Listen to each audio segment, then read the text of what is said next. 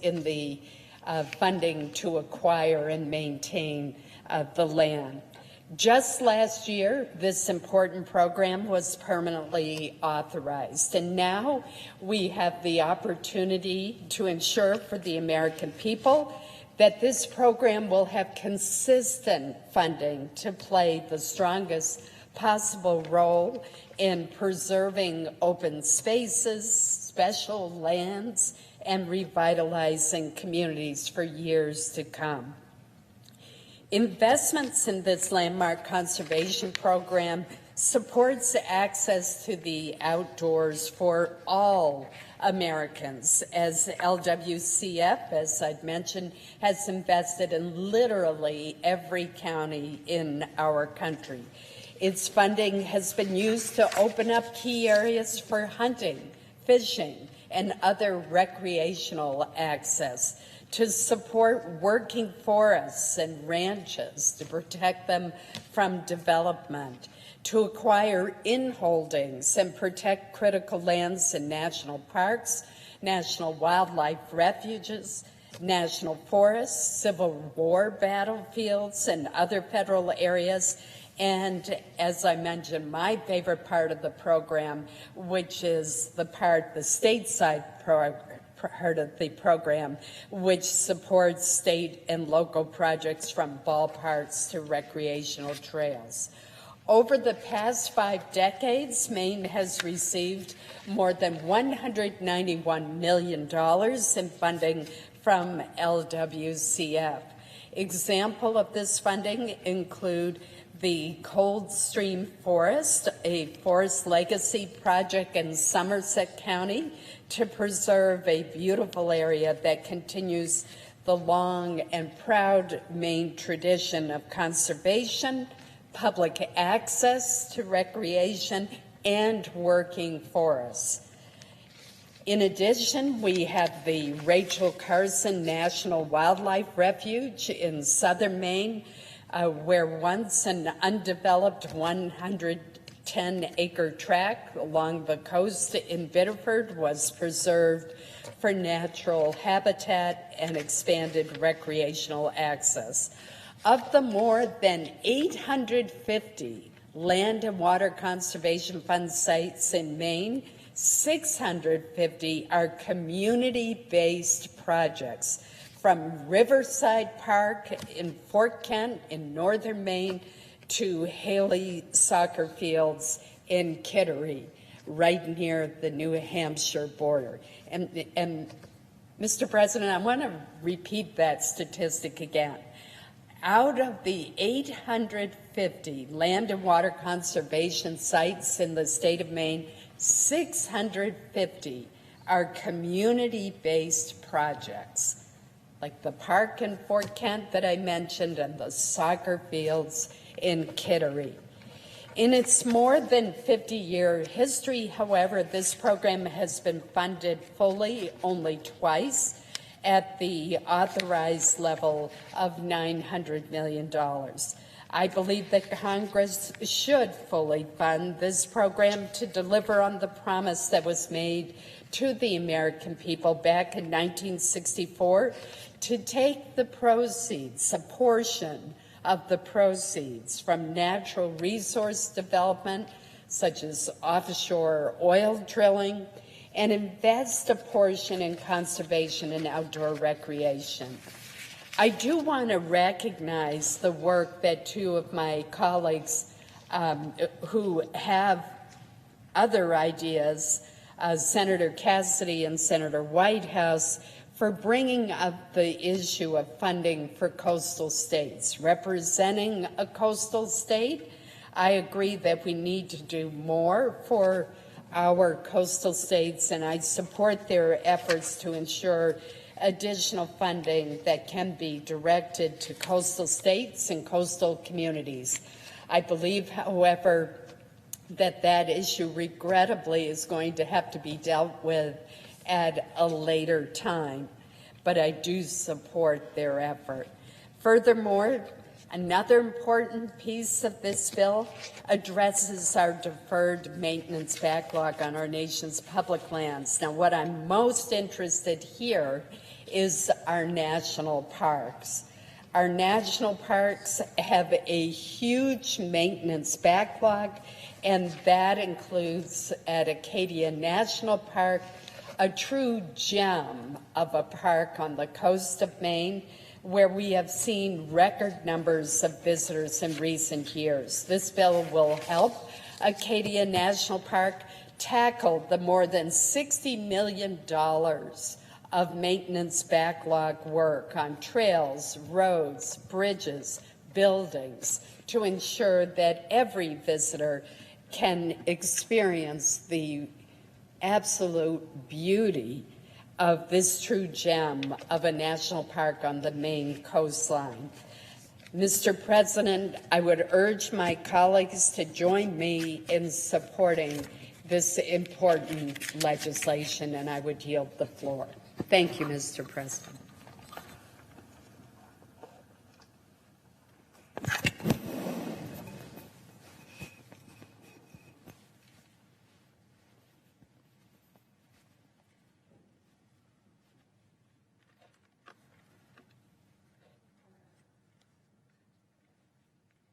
Mr. President, Senator from Utah. it's telling that the bill we're considering this week, called the Great American Outdoors Act, was written behind closed doors and is now being hermetically sealed, walled off from amendments by the people's elected representatives. Forget the theatrics in Seattle. This bill is the real Capitol Hill Autonomous Zone. In its current form, this bill enables the federal government, if it's enacted, to purchase new lands in perpetuity without accountability, without oversight, or any measures to make sure that it can actually care for the land that it owns, perpetuating and worsening our already highly problematic federal public lands policy. This policy will have one overarching impact, Mr. President, to make life easier for politicians and bureaucrats and harder for the American people whom they ostensibly serve. Mr. President, this is not the way the Senate is supposed to run.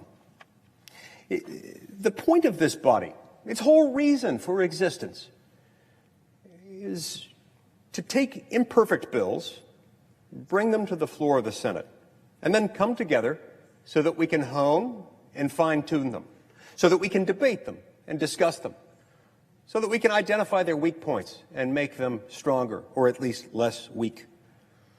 The Senate is supposed to have an open debate and amendment process precisely so that we can raise concerns and we can find solutions and arrive at genuine rather than forced compromise and consensus. And this week, I've been encouraged to discover just how many of my colleagues want to do just that. Many of my colleagues from different states and from both parties are filing amendments in response to this bill. Some of those amendments would significantly change it. Others would present simply small tweaks to tighten up the language or to provide for better congressional oversight so that the American people are guaranteed that what it says in the law is going to reflect what happens on the ground. These amendments have already been written. They're waiting for consideration. Anyone watching C-SPAN 2 today will notice there's nothing else happening on the Senate floor. I mean, literally nothing else happening on the Senate floor. In fact, I'd note for the record that there are exactly 3 members of the United States Senate in the chamber right now, 2 on the floor and 1 on the presiding officer's desk. There is literally nothing else happening on the Senate floor. There's literally no other business with pressing deadlines pending before this body right now. The House of Representatives is adjourned and is apparently set to remain adjourned until June 30th. So it's not as though we have any realistic deadline with the other side of the Capitol. The Senate right now would simply rather do nothing than vote on amendments that those of us from the West, senators from the Gulf Coast, and from various states around the country would like to propose and and have, in fact, proposed. I myself have proposed several. One of my amendments would require state legislative approval for any land acquisition proposed in that state, so that land acquisition would be something Washington does with the states rather than to the states. As many people don't realize, Mr. President, there's a big disparity among and between the states with regard to how much federal land is owned. In every state east of Colorado, the federal government owns less than 15%. In every state, Colorado and west, the federal government owns more than 15%. The average is more like 50% in the western United States, and in many of those states, including my own, it's more like 2/3 of the land.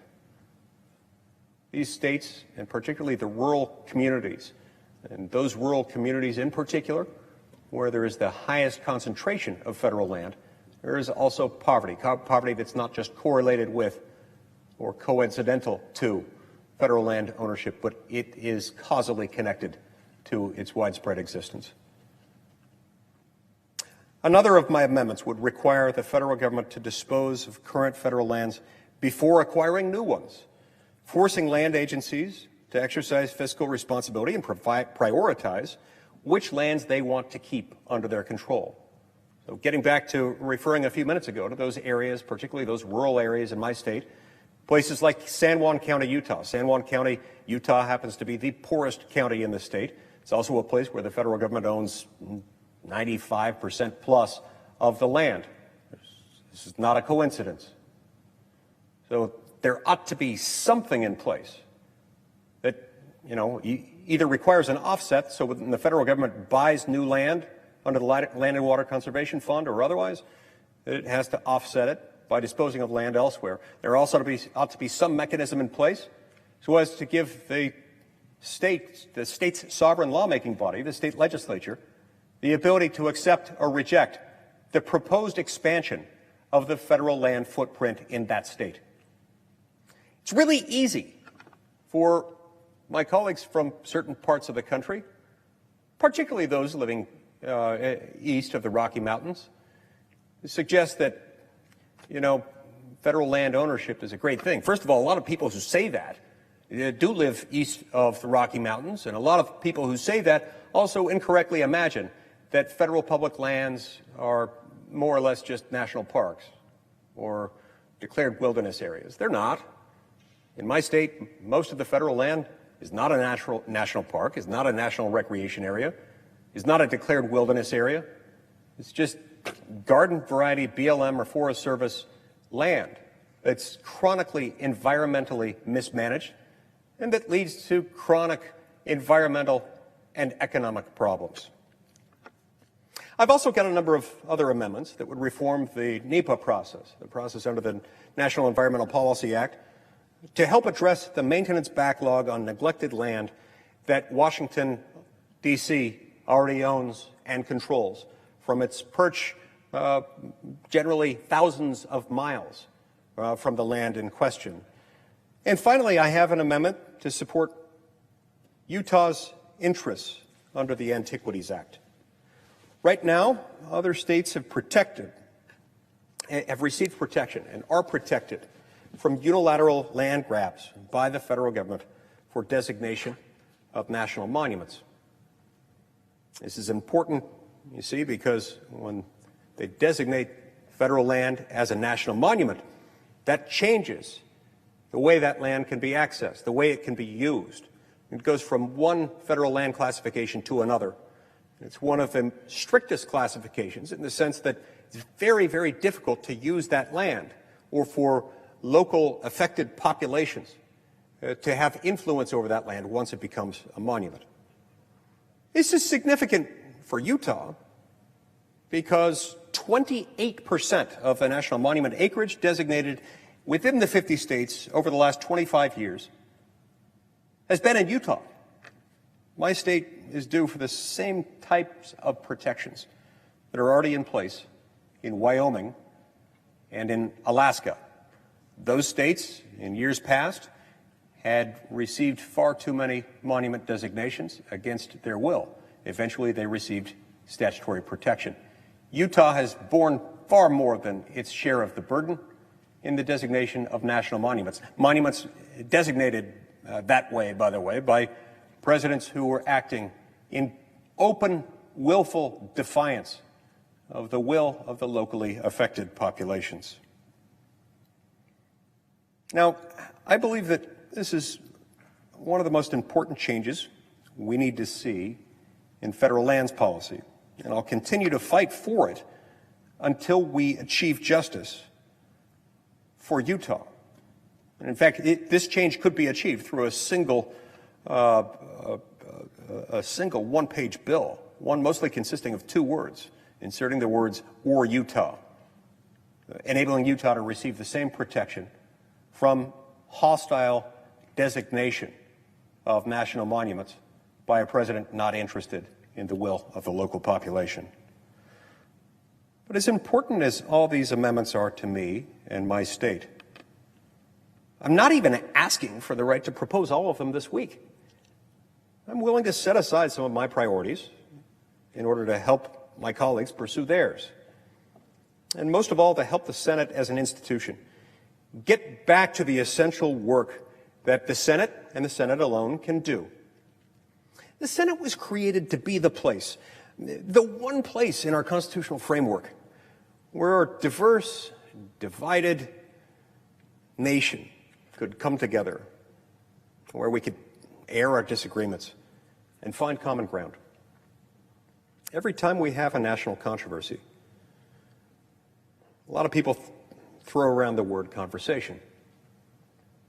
We need to have a conversation about race, about police brutality, about freedom of speech, about the environment, about the national debt, and the list goes on and on. These are all things about which we need to have conversations. This isn't just a media trope. Senators say it too, and I agree. We need to have conversations about each of these and so many other important national issues. But guess what, Mr. President?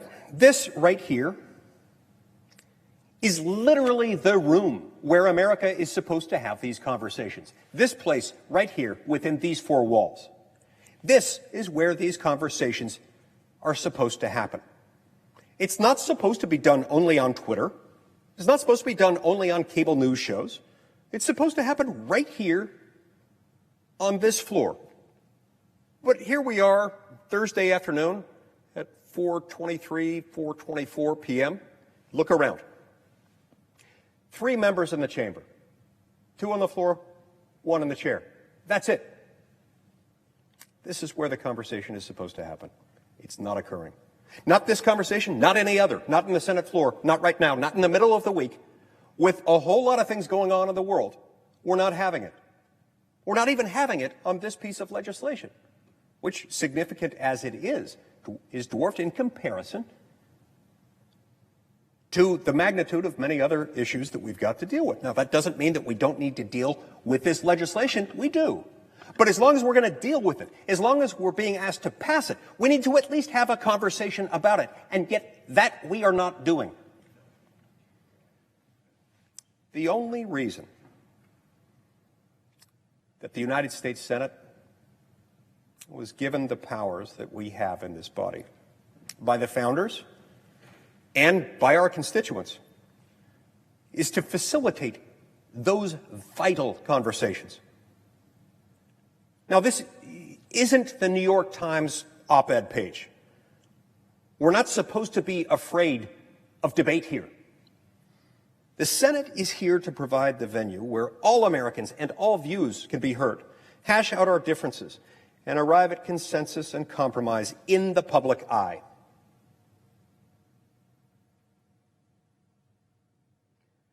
It's especially important to do this in the Senate because this is the place where each state has equal representation. Big, heavily populated states have 2 senators. So do small, sparsely populated states have 2 senators. This, by the way, is the one type of change that cannot be made to the Constitution. It's the one type of constitutional amendment that is itself preemptively unconstitutional. You can't, pursuant to Article 6 of the Constitution, amend the Constitution in such a way, even if you follow the Article 5 amendment procedures, you cannot amend it in a way that changes the principle of equal representation in the Senate among and between the states. So that's why it's especially important to have these debates and discussions when it comes to legislation like this one, like the Great American Outdoors Act, that, while important to the entire nation in many respects, affects some states differently than it does others. This bill has a very different impact in Utah than it does in Colorado or in Montana or in Tennessee or in Maine. Very, very different. This is why we have the Senate, so that we can air out these grievances, so that we can air out our differences, so that we can make improvements to legislation, so that, perhaps we can't improve it. There are a lot of things about this bill that I don't like.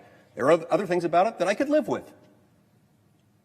But if we can't have the conversation, we don't have the ability to amend or improve the legislation. As a result, the conversation doesn't happen.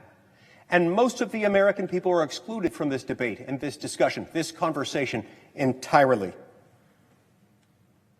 This is where these conversations are supposed to occur, where we can arrive at consensus and compromise in the public eye.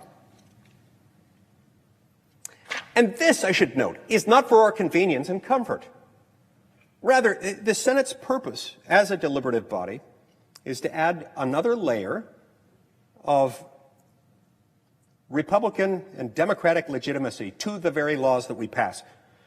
The House exists to assert immediate public opinion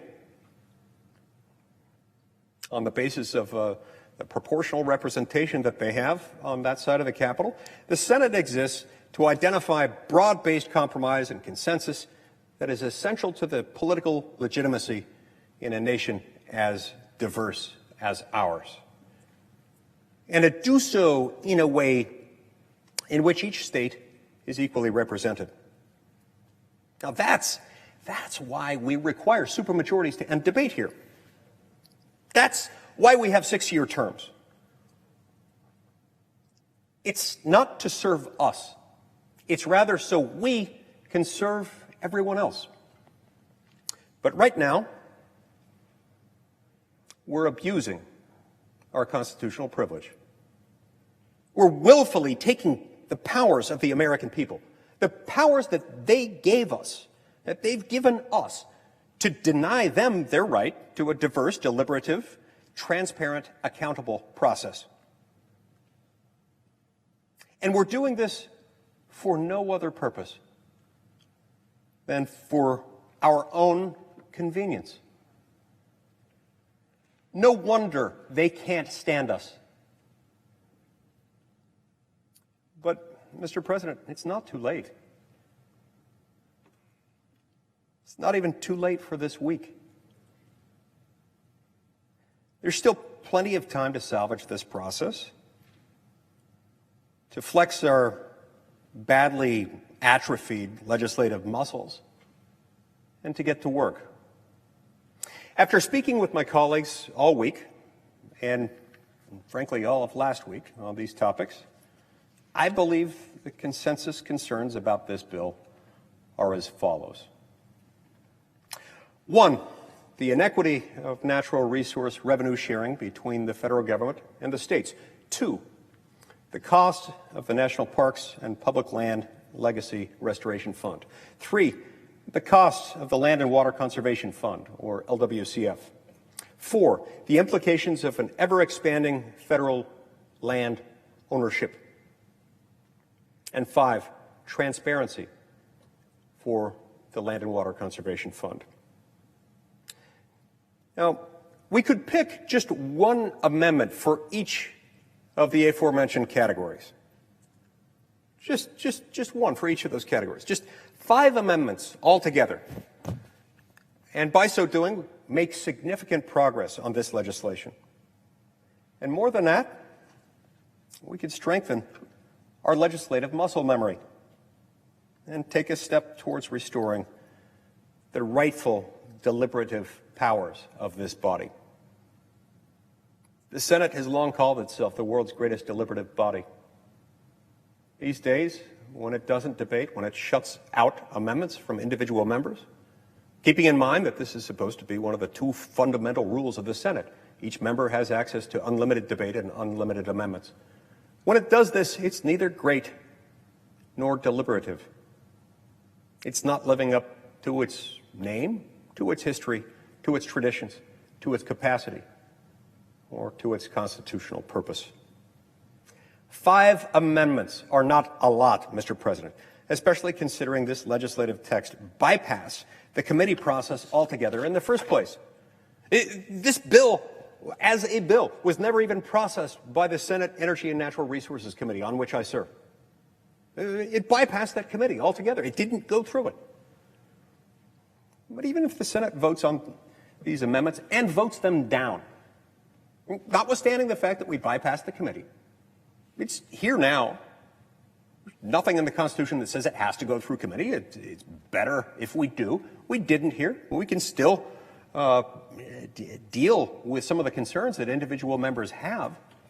This is the appropriate place to do that, after all, with or without committee action.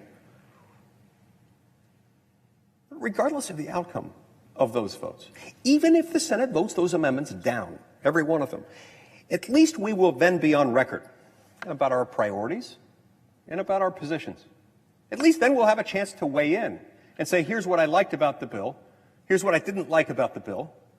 That, in turn, helps us communicate with the public about why we either do or don't support whatever legislation is intact at the end of that process. That, in turn, would strengthen the bonds of accountability between the government and the governed, and, I would hope, restore some of the public trust Washington, D.C. has squandered for the last several decades. If we require senators to speak on their amendments and then move to a vote, we could dispose of all 5 of these amendments in just a few hours. We could do this today. We could have done it earlier today. We could have done it at any moment yesterday. It's just not too much to ask. We ought to give this, like all legislation, the due consideration and the careful deliberation that it deserves and that the American people deserve. And now more than ever, our country needs us to be able to come together, work together, and find solutions to the problems we face. I believe this bill presents us with an opportunity to do precisely that. And I'm hopeful that my colleagues and I will get the chance to take it. This is what we need to do. We know, Mr. President, that the Senate in the past has functioned in such a way as to allow every member of this body to represent his or her state. We also know that can't really happen in a way that our system has always contemplated unless every senator has a chance to weigh in on, to propose improvements to each bill and not be shut out of a process. What we get when we jettison that is instead a process by which a small handful of individuals will write legislation. That legislation gets airdropped onto the Senate floor in a hermetically sealed chamber. And then members are told, you've got to vote for this entire package or against this entire package. You've got a simple binary choice. Take it all or leave it all. That isn't fair. The American people do better. We've settled. It's time, Mr. President, for us no longer to settle, but to expect more, to expect the Senate to do its work. Consistent with that, Mr. President, I think it's important for us to propose alternatives. I have nothing but a desire to see these things debated and discussed. And in order to do that, I'm proposing a solution. And I ask unanimous consent to set aside the pending amendments and call up the following amendments en bloc. Kennedy Amendment number 1599, which would allow Gulf states to receive a greater portion of revenues produced from energy sources off their coasts.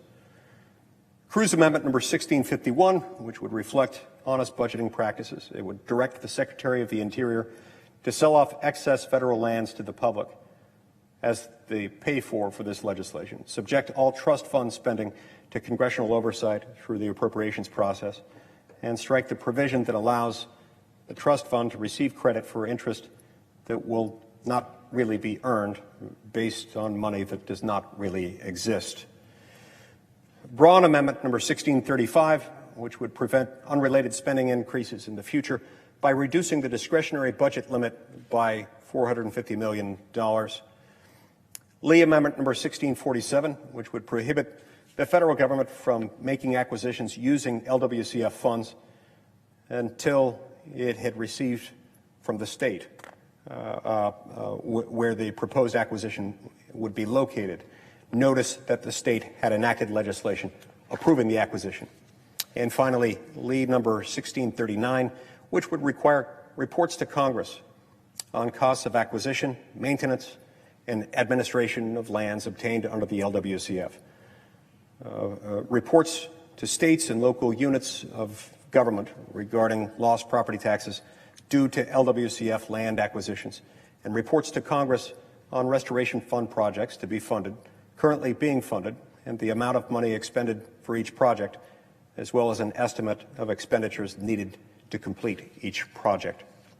I further ask that the Senate vote on the amendments in the order listed with no intervening action or debate, and that the amendments be subject to a 60 affirmative vote threshold for adoption.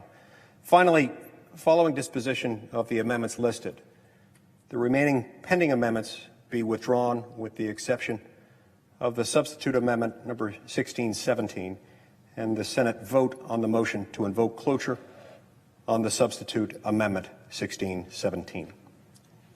Is there objection? Mr. President. Senator from Colorado. I object. Objection is heard. Mr. President. Senator from Utah. Mr. President, I'd like to note now for the record that there are exactly 2 senators remaining in the Senate chamber. It's now 4:38 p.m. Oh, now we're 3 again, now 4. We've got 4 senators in the chamber at 4:39 p.m. on a Thursday. This is not the end of the week, unless perhaps you're in the United States Senate.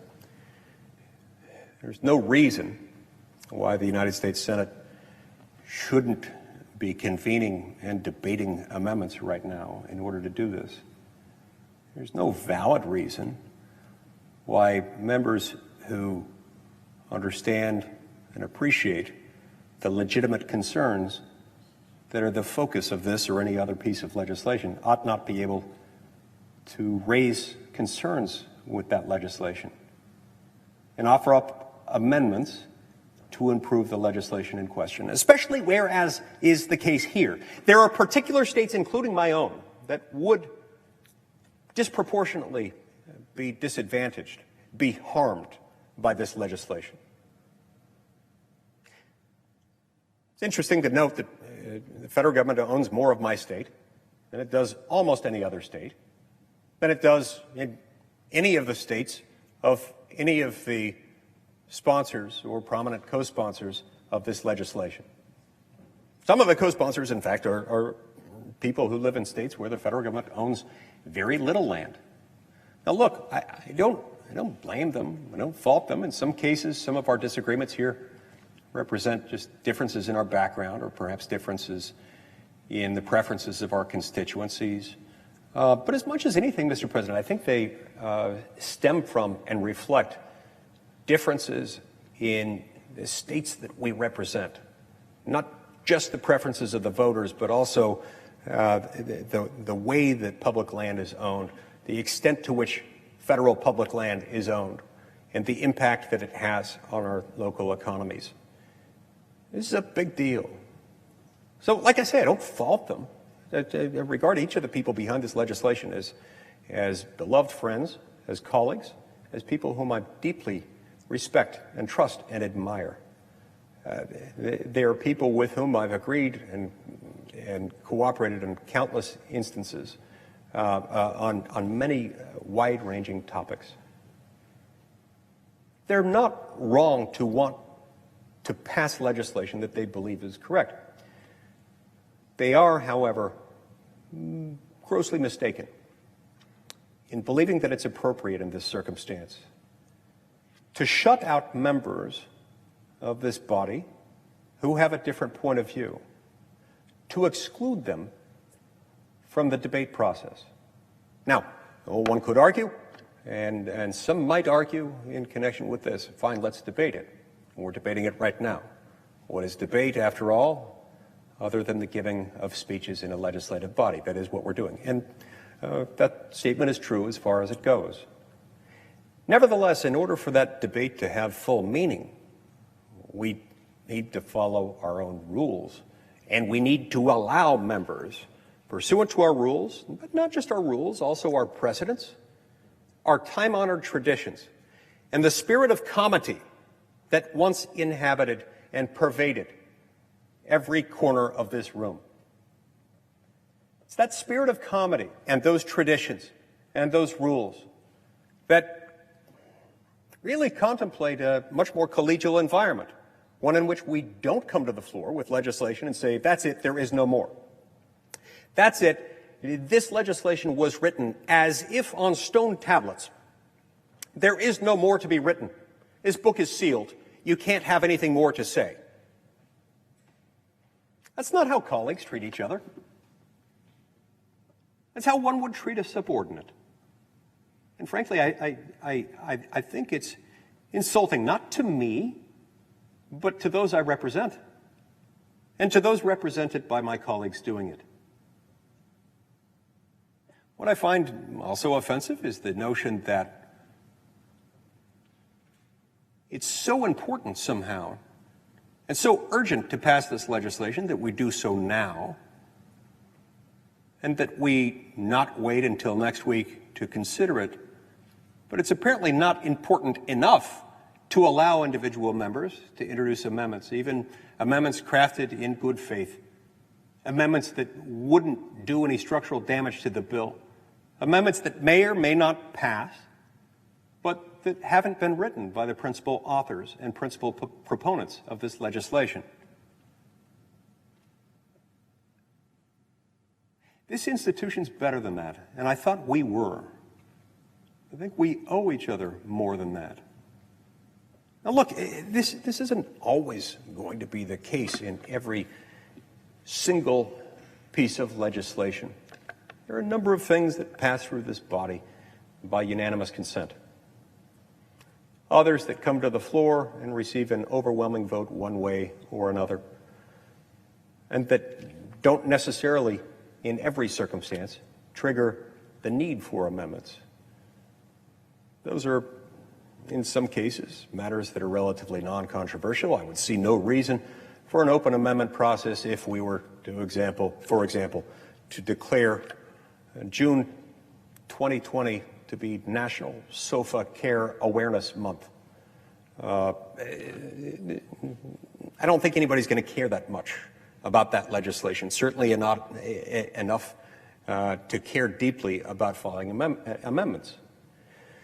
In other cases, some legislation might have been adequately vetted through a process of committee action and public debate to the point where maybe no one really sees the need for additional amendment by the time it gets to the floor. But it's not always going to be the case. It should come as no surprise that a piece of legislation like this one, sweeping in its effect, adding to our already unaffordable mandatory spending, putting federal land acquisition on an equal footing with programs like Social Security and Medicare by making it mandatory. Anytime you trigger any of these alarm bells, it ought to send a signal that this is not an appropriate moment to expect that no member from any state will have any different perspective. It's not right. Deep down, they know it's not right. I've seen each of my most vocal proponents of this legislation on the receiving end of this very kind of strategy. And I've stood with them as they've stood against it, even when I don't agree with their substantive policy agenda, even when I don't agree, perhaps, with their strategic plan in question. But I stand with them anyway because they're my colleagues. They're my friends. It's what colleagues do for each other. You see, the difference between a colleague and a subordinate is that you don't purport to tell a colleague what he or she can do if you don't have the authority to do that. You don't act offended if your colleague doesn't agree with you, and you don't try to silence your colleague. That is how you treat a subordinate. It's happened for far too long here. I've been here for 9.5 years. I've seen it under Democratic leadership. I've seen it under Republican leadership. It's not how it used to work here. It's not how it should ever work. And I find it revolting.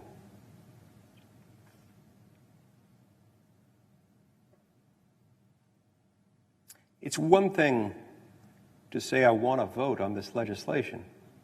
It's quite another thing to have the gall to say I want to vote on this legislation, but I don't want anyone else to have any say in what this legislation says. And I don't care what this does to another state. I don't care that there are parts of other states in the Union, represented by my friends and my colleagues, where people will suffer as a result of this legislation. I don't care. Not my problem.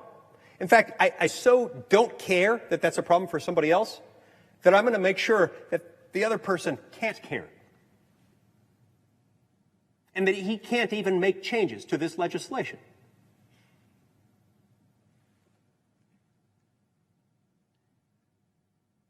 If I were their subordinate, perhaps I'd understand. As their colleague, I don't. This isn't how you treat a colleague. This isn't how colleagues interact in a body that considers itself deliberative and collegial. So say what they want about this being bipartisan, about there having been a collegial process that led to this bill's creation. Let them say what they want about that. Make no mistake. This is wrong, what they're doing. And I'm not even talking right now about the merits of the bill. I disagree with the bill. I don't like the substantive policy ends that it seeks to achieve. But I'm not talking about that right now. What I'm saying is wrong and even outrageous is the gall, the temerity they have to tell colleagues that they don't have an equal seat at this table, that their election certificate somehow matters less. Sooner or later, Mr. President, I believe that our best days lie ahead of us. I'm an optimist at heart. Optimism is something that's hard to have at a moment like this, when you've been completely shut out of a legislative debate. But the reason I'm optimistic here has to do with a very simple reality. Sooner or later, in a system like this one, members will find a way, consistent with the rules of the Senate, and as authorized by the rules and procedures and traditions of the Senate, they'll find a way to get around this. And I think you'll see a growing dynamic in which members will reach across the aisle in order to solve this very problem. This problem's not a Republican problem distinctively. It's not a Democratic problem distinctively. We've seen it under the leadership of both parties, regardless of who has the majority. This is a problem that senators have among and between themselves. And I think in time, you'll see more and more members coming to each other's defense, regardless of political ideologies, regardless of the substantive ends sought to be achieved in any particular piece of legislation. I think the sun is setting, or at least preparing to set, on the days of locking out individual members from the amendment process. This isn't right, and deep down, we know it's not.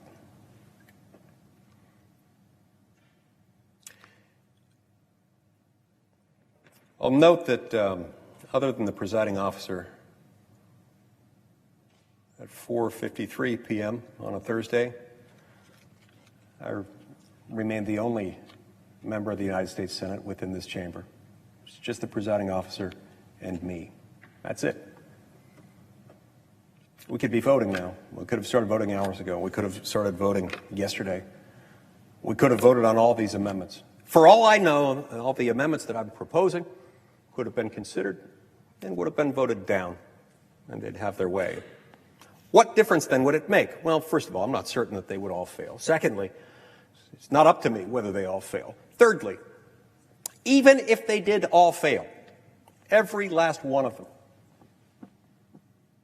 at least then members of this body would be able to face their constituents at the end of that process and be able to say, look, I liked this legislation, even though it had these problems.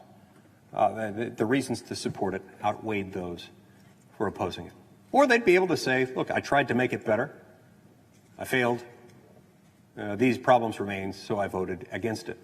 That increases accountability rather than decreasing it. That's good. That's good for a constitutional republic like ours. It's essential for the United States Senate. It's how it's supposed to work.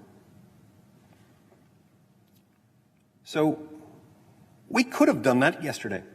We could have done that this morning. We could still do it right now.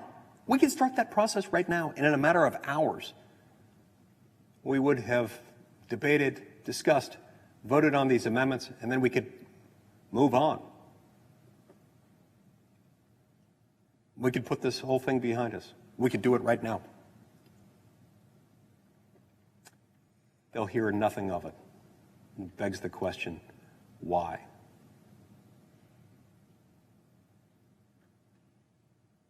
Who benefits from this? The only people who benefit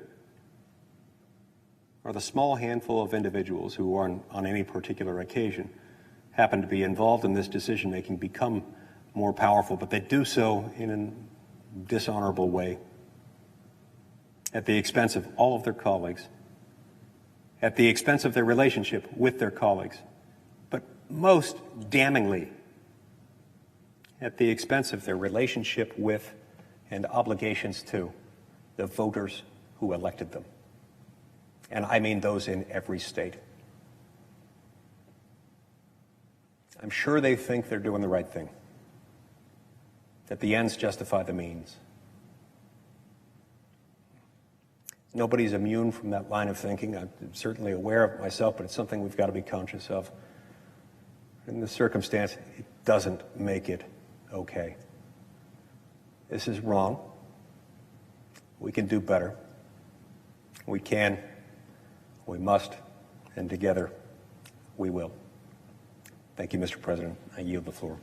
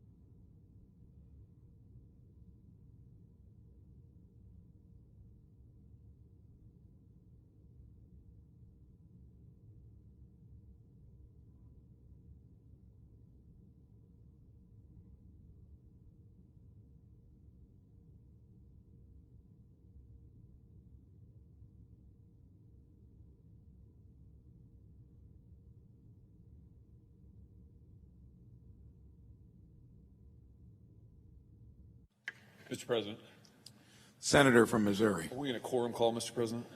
We are not. Mr. President, we've got a lot of problems in America today.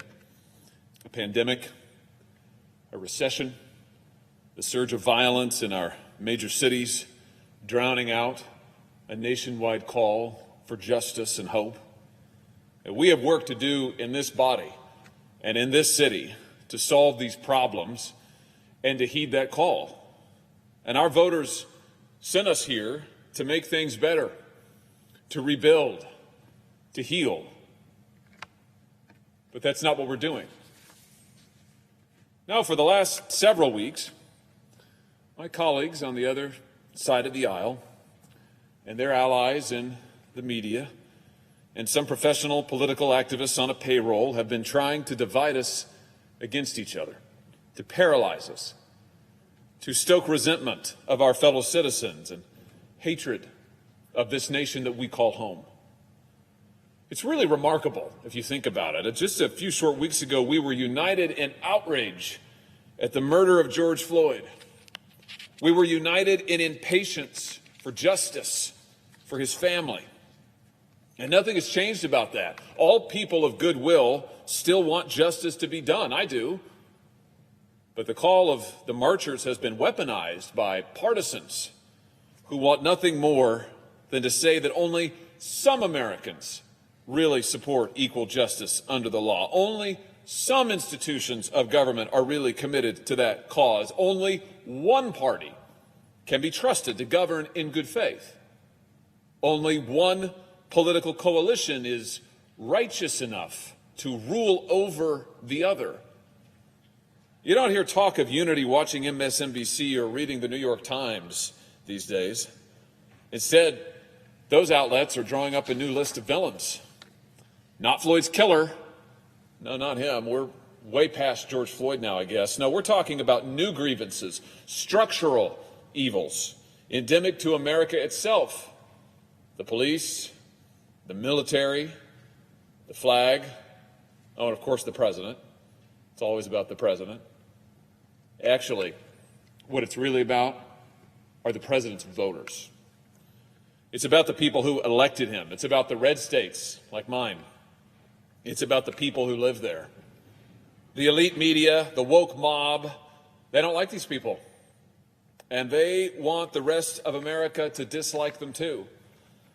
This is why they're telling us that it wasn't a homicidal cop who killed George Floyd. No, his death now is the product of systemic racism, we're told. And anyone who doesn't acknowledge their role in his death, anyone who doesn't bend their knee to this extreme ideology is complicit in violence.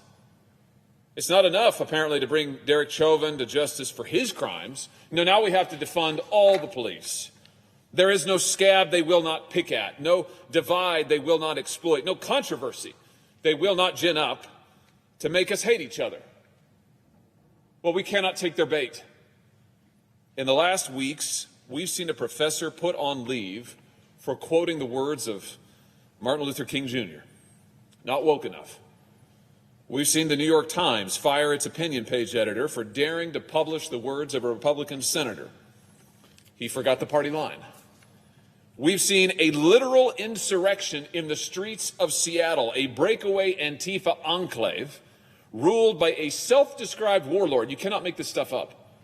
Lauded now, in some quarters at least, as an experiment in post-police governance.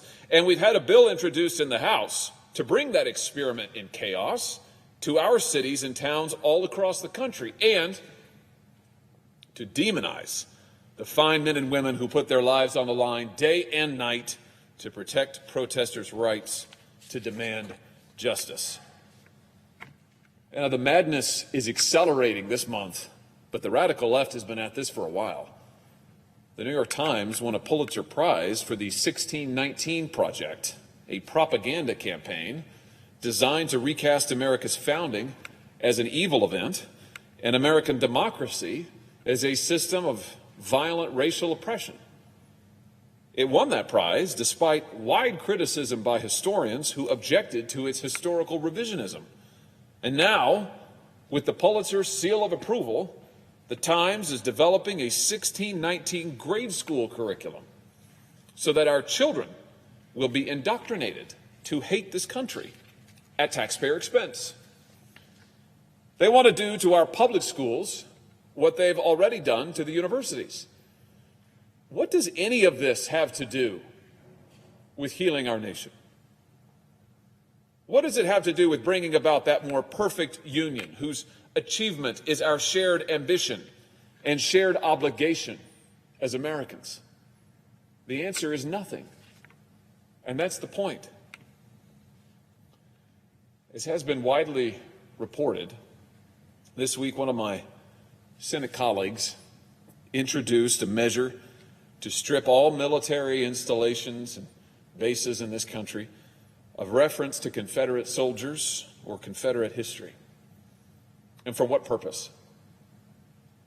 To achieve justice for George Floyd? To bring our nation together? No, I don't think so. The purpose was to erase from history, erase every person and name and event not righteous enough, and to cast those who would object as defenders of the cause of slavery, to reenact in our current politics that civil war that tore brother from brother and divided this nation against itself. You think the way some in the media talk about this country, that they're sad we're still not fighting the Civil War. They would like us to fight a new civil war in our culture, day and night, without end. I'd suggest to my colleagues that the Civil War not only gave us villains, it also gave us heroes and a more perfect union to love. Maybe we should learn from those heroes. We should learn from Lincoln, who called our nation to unity at Gettysburg. It is for the living, he told us, to be dedicated here to the unfinished work which they who fought here have thus far so nobly advanced, to be here dedicated to the great task remaining before us, that from these honored dead we take increased devotion to that cause for which they here gave the last full measure of devotion, that we here highly resolve that these dead shall not have died in vain, that this nation, under God, shall have a new birth of freedom, and that the government of the people, by the people, and for the people, shall not perish from the earth. If you visit Gettysburg, you'll find monuments to the dead of free states and slave states alike.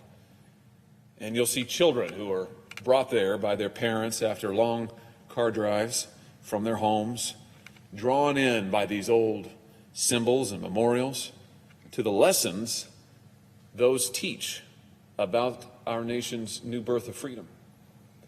The Americans who visit these hallowed grounds all across our country want to know why this nation fought a war against itself, why brothers could not live in one flag, under one flag together.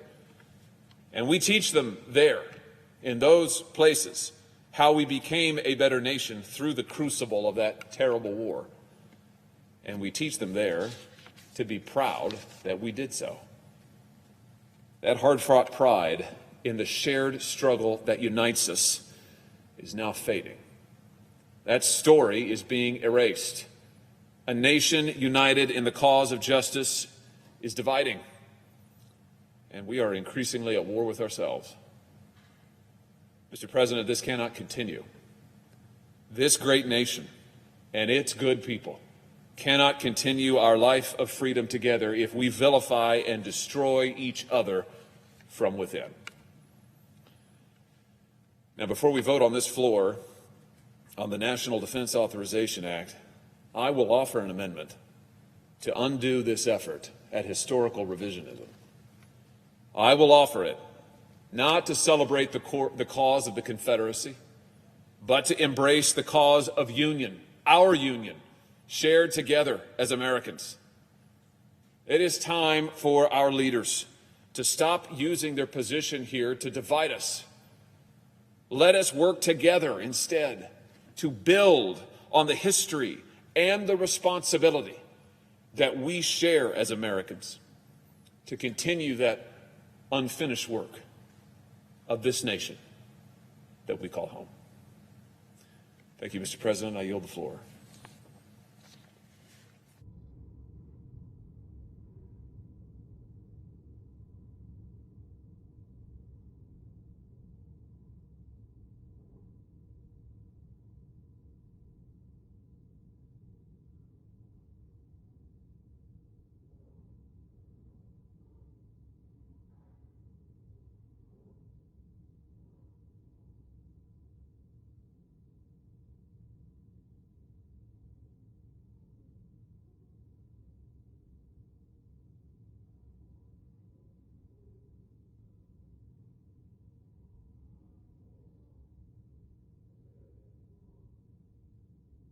Roll.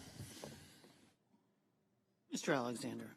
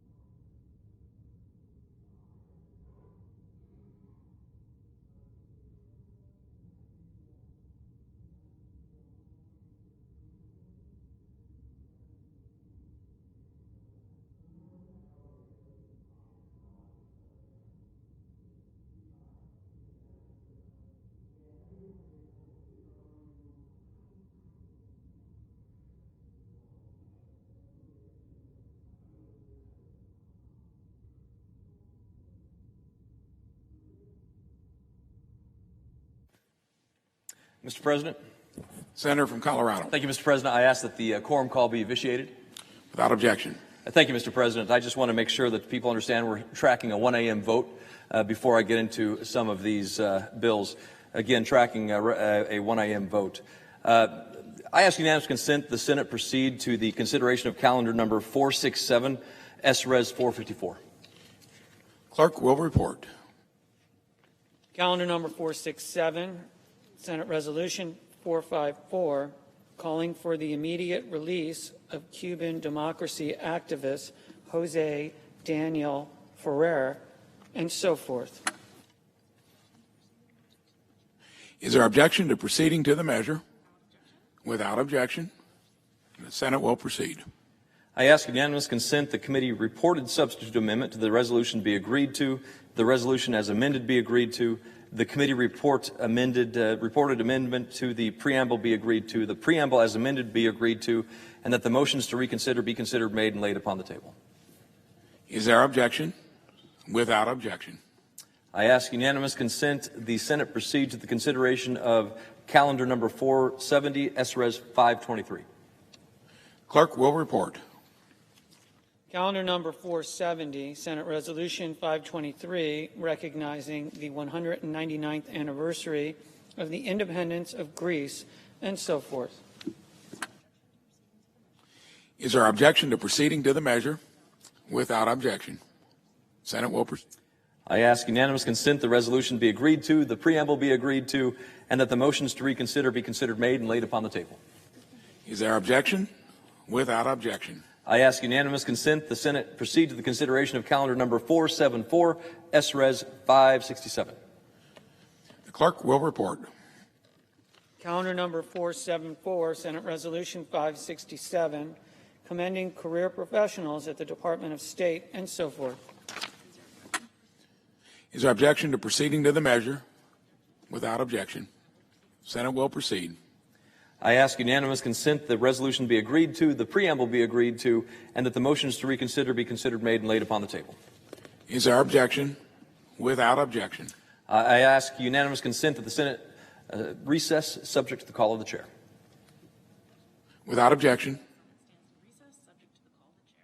Senate stands in recess subject to the call of the chair.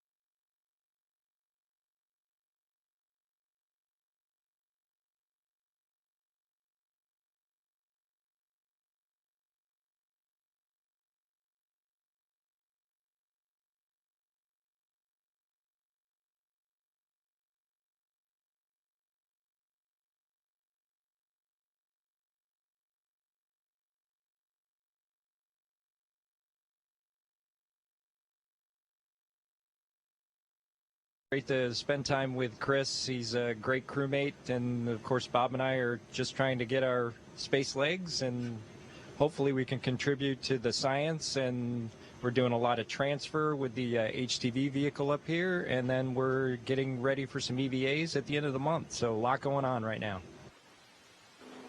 You know, you both left Earth when so many protests were erupting across this country and around the world. I wonder what message, from your standpoint, from your viewpoint there in space, what message do you have for the people on Earth? Well, I think from an astronaut's perspective, I think there's a long history of discussing the overview effect and the recognition that our planet is really one that we share and need to understand and work together to both take care of and to fully utilize and make space for everyone. And so I think the message for us is one of cooperation and understanding, much as the International Space Station has provided a place for many countries to cooperate and integrate and successfully accomplish science, accomplish the mission of human spaceflight. And so it's really just that message of understanding and cooperation and the success that that can bring. And hopefully we can be a small example and as we go forward. So many people were moved by that launch. I got to tell you, I was there on the ground, and I started to cry. It was the first launch that I had seen in person. And for so many people, for so many children especially, this is their very first launch, even watching it on television. What message do you have for them? Do you hope to inspire them? Because so many kids, they grow up wanting to be astronauts just like you. Certainly, I think that's one of the biggest things we can hope to offer society is inspiring children to jump into the science and technology field, engineering. It's just an incredible field, and to be able to just show the world what we are capable of if a team works together very hard and solves some fairly difficult things. And look what we got to see on Saturday, a beautiful launch of the Falcon 9 and Dragon vehicles. I see that dinosaur floating around, so I wonder, what did your sons think when they saw that dinosaur for the first time in space? I think both of our sons were just super excited to see the toy that they had selected go on the mission with us. I think they saw it on the launch pad. Of course, they knew to expect it because they had participated in picking it and then agreed on the name, sticking with the name that it originally came with. And so, and my son has requested to know where Trimmer is during my private conference over the weekend, just like he wanted to know where Doug was, where his friend Jack's daddy was. And so it's been pretty exciting for them just to see us fly in space. I think in both of our cases, our children were not old enough to really understand our history of flying on space shuttles. And my son wasn't even born during my last mission. And so to get this chance to share it with our children is really exciting. And I know from the connections that they have with classmates and otherwise, they're just super excited as a kind of classrooms or grade schools that they're a part of to see us actually go into space and make that connection. I wonder now that you've spent some days in space, what have you learned specifically about the private space flight, the idea of a private company managing space flight? What have you learned about that you can shed some light on? Well, I don't know if I've learned anything other than, you know, what our experiences with SpaceX was when SpaceX put their mind to a particular problem that we had in development of Dragon, the Crew Dragon. You know, there was all hands on deck, and they worked very hard and very quickly to what I think both Bob and I were used to in the military as test pilots, and how that acquisition process works and that development process works. SpaceX did it quicker. And it was really neat to see the teams come together to develop solutions to the problems that we encountered as we worked our way through the full development of the Crew Dragon. And I think what you'll see is we probably got to the launch pad a little faster potentially than maybe a government organization would have done it. But what I think I would like to emphasize is just the public-private team that developed this together, and it was a combination of both sets of ideals and designs that got us to the launch pad when we did.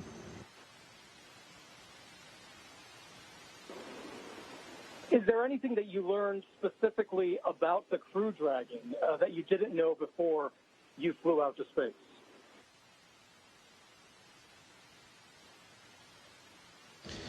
I think for both of us, one of the things that we commented on as we were executing the mission, launching into space, and then arriving here at the International Space Station was just how well the training and simulation environment the SpaceX team put together and the NASA team put together for us matched what our experience actually was in the vehicle. The one thing that was different is you just can't simulate is what it feels like to ride on a rocket into orbit. And so the vibrations, the coming alive of the engines, the coming to life of each stage as you sequence through the activities of loading and the first stage igniting and then the second stage igniting and continuing all the way into orbit. And then finally the small little engines that are around the vehicle that fire. I think we called it an interesting melody that it produces while we're actually executing a burn to get closer to the space station, and I'm sure when we depart it'd be very similar. And so all those noises and feelings and rumblings inside the rocket, you just couldn't simulate those, and now we have to figure out the best way to pass all that information on to the Crew 1 team that will be executing here in just a few short months. I know your wives were watching there on the ground as your spaceship lifted off, and they are astronauts themselves. They are decorated astronauts themselves. What do you want to say to them right now? Because so many people have called you the Astro Couple, and I think a lot of people love that you're the Astro Couple. So what's your message to your wives down on the ground right now and your son? Well, I think for us both, we just want to tell them thanks. We know that the job that they have right now is much more difficult than the job we have, and what we are doing up here keeps us pretty busy and is pretty difficult, but there's no comparison when you put a loved one on a rocket and launch them into space, who has the more difficult job. And then to carry on with the household while your spouse is gone for months, it's very akin to the military deployments and the spouses that see their loved ones go away to, the Far East or Middle East, Far East, wherever they're deployed, and they're gone for several months. It's very similar for our spouses. So they have to do all the things that we do normally at home, and just the emotional challenge of us launching on a rocket for the first time, and then spending several months in space. Bob and Doug, thank you so much for joining us. I would say is something as simple as, I would just like to add, though, that probably the simple version is, we love you and thank you for carrying the load to